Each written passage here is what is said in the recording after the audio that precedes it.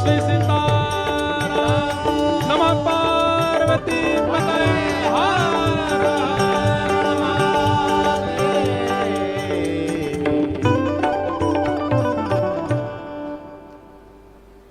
महादेव की उपासना करो, जाओ हिमालय पर जाकर के, तब तुम्हारा हृदय शांत होगा। और तब नारद जी महाराज राम अवतार के नियोजन कर्ता बनकर के शाप देकर के हिमालय पर गए और वहां जाकर के इस प्रकार भगवान का भाव रखा।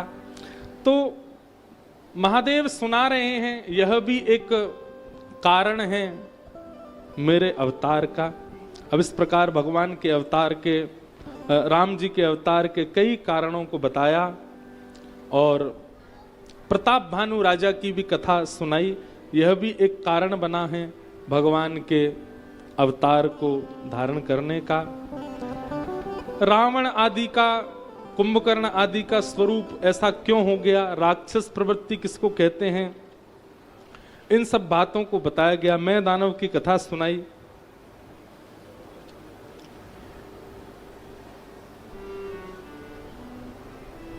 बाड़े खल बहु चोर जुआरा, जे लंपट पर धन पर दारा। मां नहीं मात पिता नहीं देवा, साधुन सन्न करवा वही सेवा। राक्षसों के लक्षण यहां पर बताए गए हैं। राक्षस का पहला लक्षण क्या है? पराये धन और पराई स्त्री पर कुदृष्टि रखने वाले को राक्षस कहते हैं। उसका हरण करना तो बहुत आगे की बात है, कुदृष्टि रखना मात्र भी एक राक्षसत्व का लक्षण है, किसी के धन पर और किसी की स्त्री पर। और जुआ खेलते हैं, गलत काम करते हैं, मांस भक्षण आदि करते हैं, वो सब तो राक्षस प्रवृत्ति के हैं ही। और उसके बाद क्या कहा? मां नहीं मात पिता नहीं देवा। जो माता पिता को देव नहीं मानते, जो माता पिता के प्रति यह भावना नहीं रखते कि साक्षात पराम्बा जगदम्बा पार्वती और शिव ही हैं, उनको सामान्य मानव समझ करके उनमें दोष गुण देखते हैं, यह भी राक्षस का लक्षण है। और साधु संतों को केवल पाखंडी मान करके उनसे अपनी सेवा कराते हैं, करते नहीं है, ये सब राक्षसों के लक्षण हैं। स्वयं महादेव रामेश्वर भगवान कह रहे हैं, जिनके यह आचरण भवानी, ते जानहु निश्चर सब प्राणी। अतिशय देख धर्म के ग्लानि, परम सभीत धरा कुलानी। ये आचरण जिनमें दिखता हो उनको निशाचर मानना चाहिए। धैनु रूप धरि हृदय विचारी, गई तहां जहां सुर मुनि झाझारी। निज संताप सुनाय सिरोई, काहू ते कछु काज न होई। गाय का रूप धारण करके पृथ्वी गई और पृथ्वी ने जाकर के प्रार्थना की, ये भार इतना बढ़ रहा है, हे देवताओं आप लोग कृपा कीजिए, कैसे भी करके मैं पर्वतों के भार को सह सकती हूँ, मैं समुद्र के भार को भी सह सकती हूँ, मैं पत्थरों के भार को सह सकती हूँ, पर ये रावण आदि जैसे दुश्चर मेरे यहाँ जो जन्म ले लिए, इनके भार को मैं नहीं सह पा रही। कई बार बहुत मोटे लोग अगर हमारे आगे चल रहे होते हैं तो हम लोग उनको देख के कहते हैं, देखो पृथ्वी पर भार चल रहा है। पृथ्वी को उसका भार नहीं लगता, पर कोई झूठा व्यक्ति जब चलता है, कोई कामी व्यक्ति जब चलता है, पर स्त्री पर धन के प्रति कुदृष्टि रखने वाला जब चलता है, तब पृथ्वी को निश्चित भार लगता है। ये क्यों जीवित है मेरे ऊपर? इसलिए तन से भारी है, उसका भार पृथ्वी को नहीं लगता, पर बुद्धि और मन में विकारों से जो भारी है उसका भार पृथ्वी को लगता है। पृथ्वी ने जाकर के सब देवताओं से प्रार्थना की और सब देवता पृथ्वी को लेकर के वैकुंठ नाथपति को प्रणाम करने लगे। सब ने ठाकुर जी से प्रार्थना की और प्रार्थना करके कहा, भगवान पृथ्वी के भार को हल्का करने के लिए आप कृपा करें। जाके हृदय भगत जिस प्रीति, प्रभु तह प्रगट सदा तिहि रीति। तहि समान तहि समाज गिरिजा में रहु, अवसर पाई बचन एक कहु। हरि व्यापक सर्वत्र समाना, प्रेम ते प्रगट होई मैं जाना। देश काल दिश बदिश हुमाहि, कहूँ सो कहाँ जहाँ प्रभु नाही। प्रभु सब जगह विद्यमान है। हरि व्यापक सर्वत्र समाना, प्रेम ते प्रगट होई मैं जाना। ठाकुर जी को प्रेम से पुकारा जाए, वो निश्चित प्रकट हो जाएंगे पृथ्वी के भार को हल्का करने के लिए। भगवान ने बताया, कश्यप और अदिति ने मेरी एक बार तपस्या की और उनको मैंने वचन दिया था कि मैं उनके यहां पुत्र बन करके आऊंगा। तिनके ग्रह अवतार हूँ जाई, तिनके ग्रह अवतरे हूँ जाई। रघुकुल तिलक सो चारे भाई,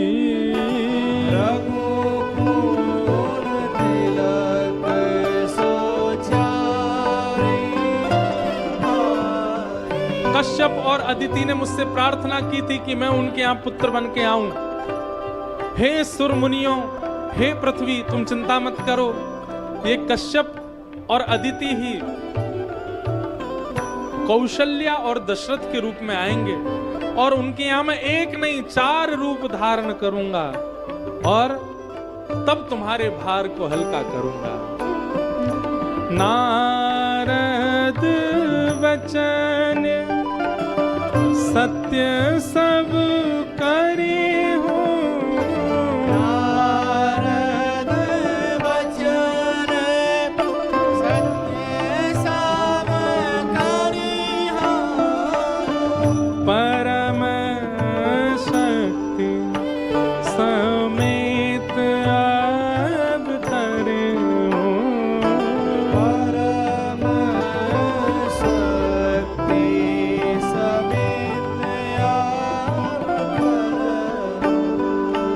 हरि हूँ सकल भूमि गरु आई, हरि हूँ सकल भूमि गरु आई। निर्भय हो देव समुदाय,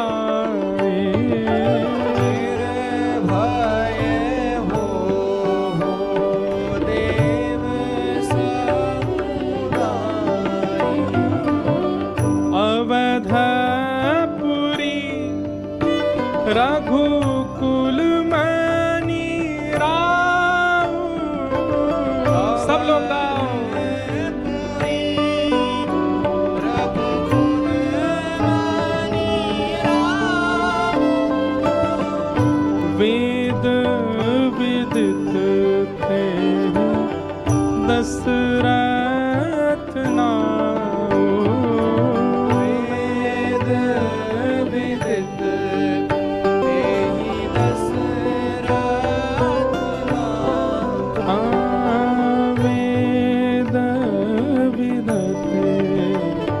दशरथ थे नाम, वेद विदित तेहि दशरथ।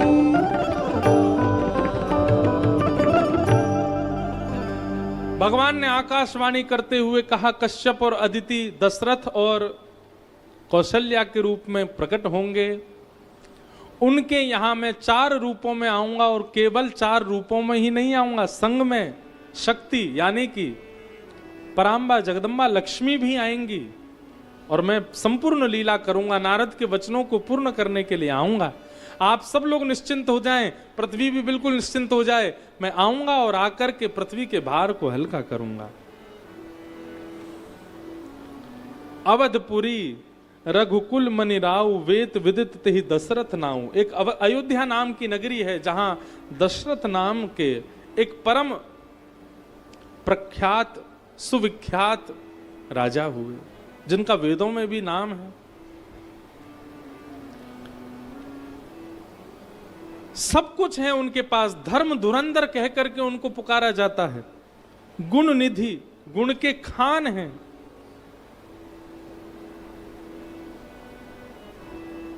सब गुणों से संपन्न, सब बलों से संपन्न, सब विद्या से संपन्न हैं श्री दशरथ जी महाराज।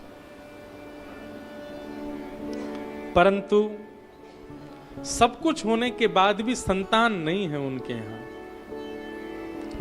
किसी ने कहा, हे वशिष्ठ मुनि, आप जैसे गुरु को पाकर के भी श्री दशरथ जी महाराज पुत्र विहीन कैसे हैं?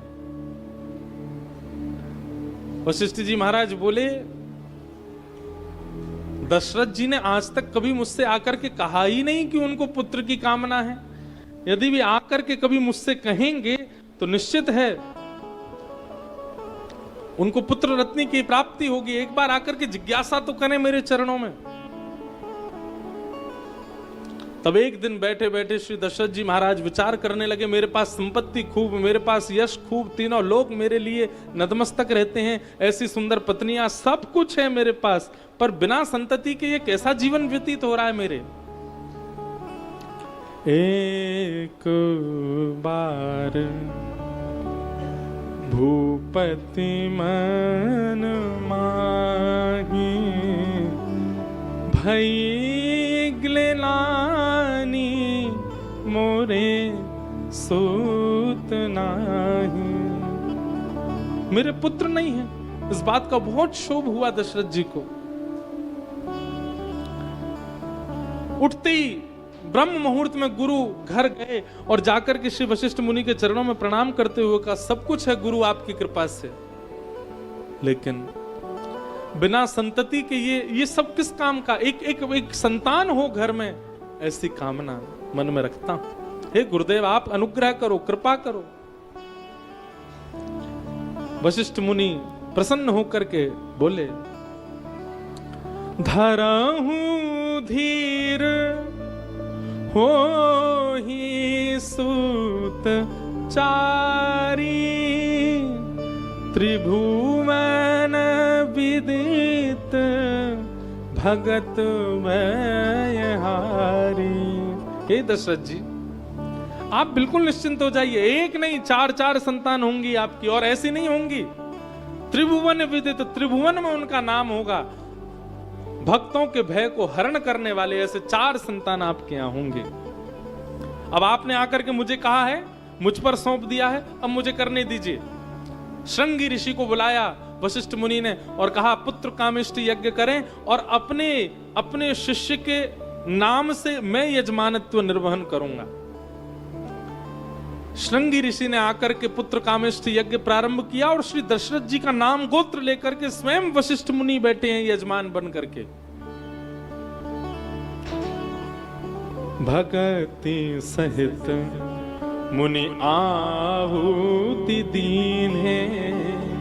भक्ति युक्त होकर के आहुति प्रदान कर रहे हैं यज्ञ में। प्रगटे अग्नि चारु कर लीने। अग्निदेव प्रकट हो गए, यज्ञ नारायण प्रकट हो गए, प्रसन्न होकर के प्रकट होकर के हाथ में चारू लेकर के, खीर लेकर के प्रकट हुए।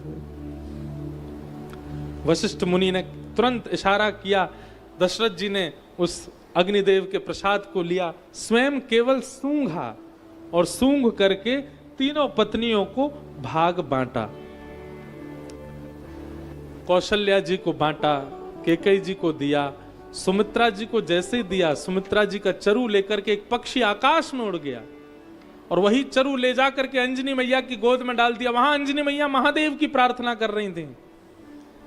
महादेव प्रसाद मान करके अंजनी मैया ने वो चरु पा लिया और अंजनी मैया के गर्भ से अनंत बलवंत श्री हनुमान जी महाराज का प्रादुर्भाव हुआ। बोलो हनुमंत लाल की। अब यहां तो बड़ी विडंबना हो गई। कौशल्या जी के हाथ में चरु है, केकई के हाथ में चरु है, सुमित्रा जी के पास नहीं है।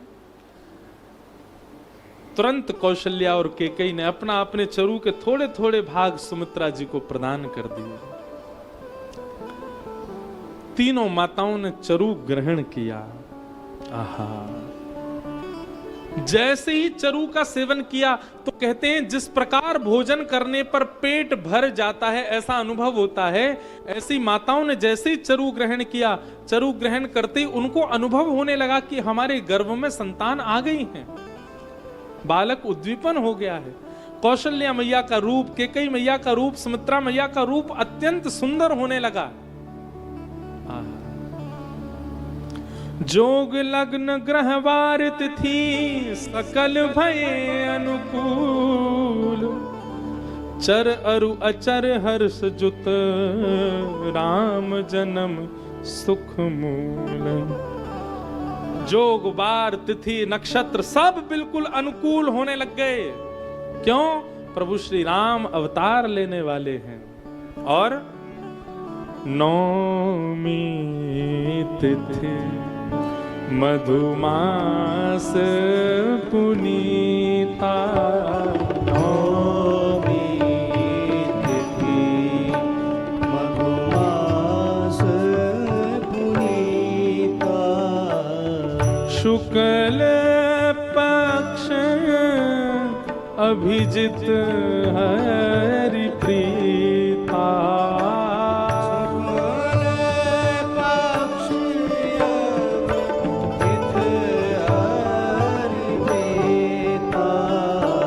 तिथि है, चैत्र का महीना है, शुक्ल पक्ष और अभिजीत मुहूर्त हुआ है।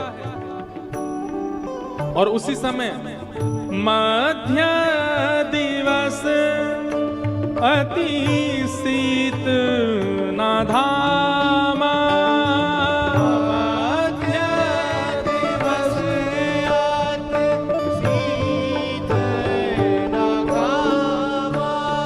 देखो ये जितने यहाँ पर अनुकूलताएं बताई जा रही हैं, सब लोग ध्यान से सुनना।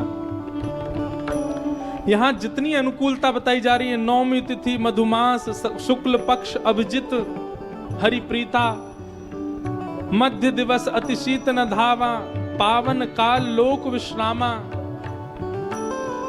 एक भी अगर मैच हो रही हो तो समझ जाओ राम जी की बड़ी कृपा है। हमारी बाकी चीजें तो मैच नहीं हो रही, पर एक चीज मैच हो रही है। क्या? अति शीत न धामा। रामेश्वरम में अभी मौसम कैसा है? ना तो ज्यादा ठंडी है ना ज्यादा गर्मी है। इतना है कि आप लोग घूम सकते हैं। कहां हमारे वृंदावन में, काशी में 2-2 कंबलन में सो रहे हैं लोग, और हम लोग रात में केवल पंखा ही चला दें, थोड़ी बहुत एसी की जरूरत पड़ती, नहीं तो पंखा में ही नींद आ रही है। भले ही सारे काल इस कथा से मेल ना खा रहे हों, परंतु एक काल तो मेल खा रहा है। अति शीत न धामा, ना ज्यादा ठंडी है ना ज्यादा गर्मी है। इसीलिए राम अवतार तक ही कथा हो रही है रामेश्वरम में, क्योंकि यह माहौल महादेव ने बना करके चुना था हमारे लिए। मध्य दिवस अति शीत न धामा,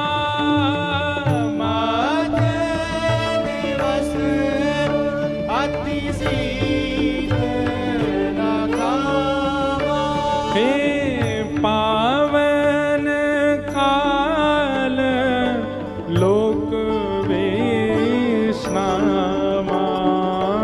पावन काल लोक विश्रामा। शीतल मंद सुरभि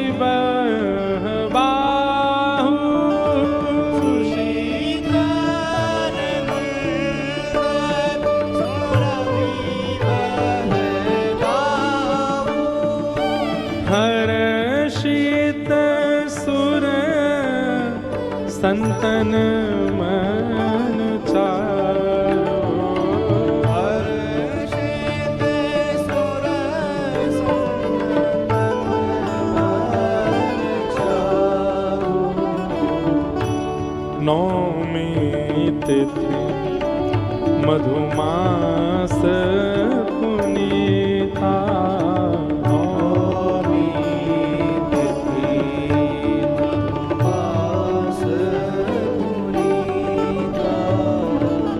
मध्यकाल का समय है, ना ज्यादा गर्मी है ना ज्यादा सर्दी है।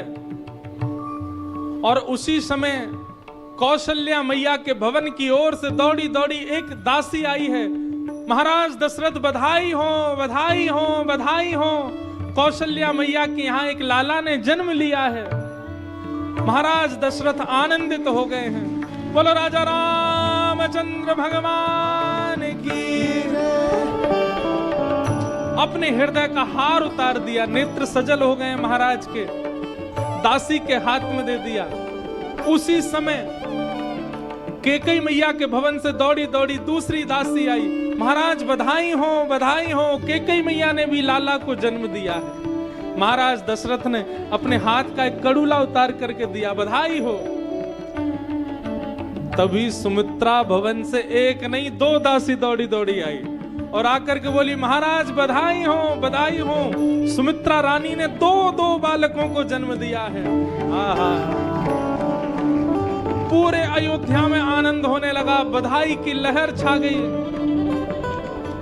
ब्रह्मलोक में बैठे हुए ब्रह्मा जी नृत्य करने लगे, शिवलोक में बैठे हुए भगवान शिव डमरू बजाने लगे, तांडव नृत्य करने लगे। सब जगह आनंद होने लगा है। क्यों? प्रभु श्री राम का अवतार हुआ है। बधाई हो, बधाई हो, बधाई हो।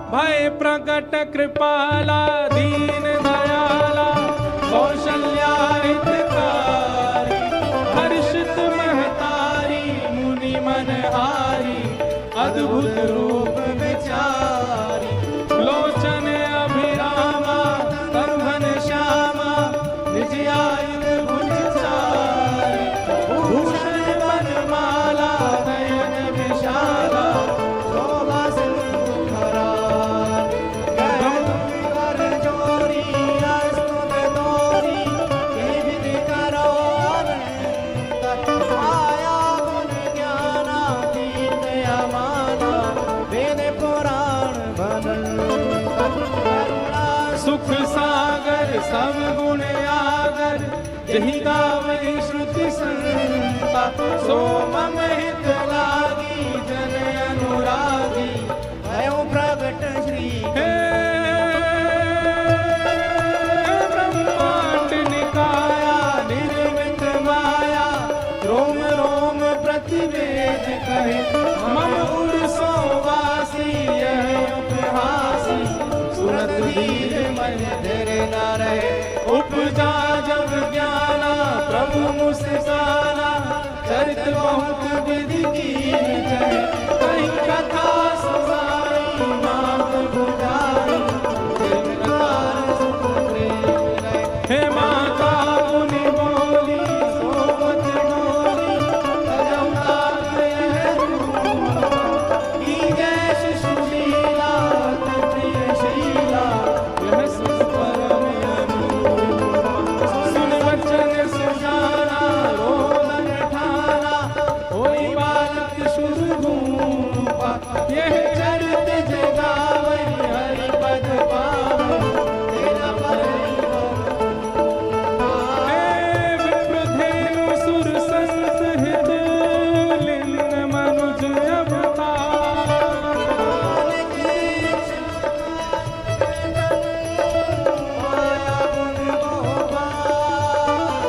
निजे इच्छा निर्मित तनु माया गुण गोपाल निजे इच्छा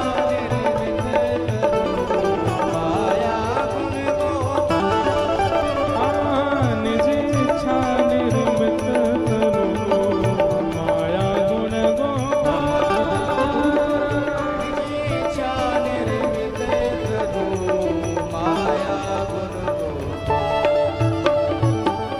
प्रगट हैं चारों भैया अवध में बाजे बधैया प्रगटे हैं चारों भैया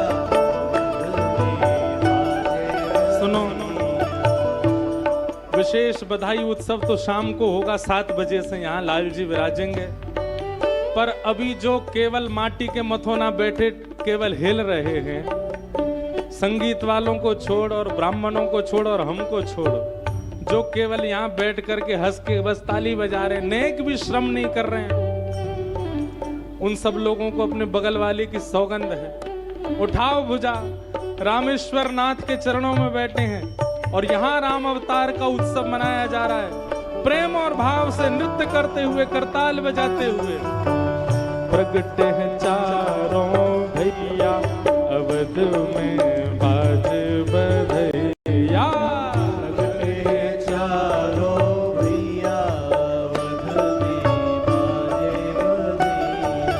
प्रगटे हैं चारों भैया अवध में बाजे बधैया। प्रगटे हैं चारों भैया अवध में बाजे बधैया, बाजे सहनैया। बाजे में चारों भैया अवध में बाजे बधैया। ओ प्रगटे हैं चारों भैया अवध में बाजे बधैया। प्रगटे हैं चारों भैया अवध में आनंद भयो, जय हो राजा राम की। अवध में आनंद भयो, जय हो राजा राम की।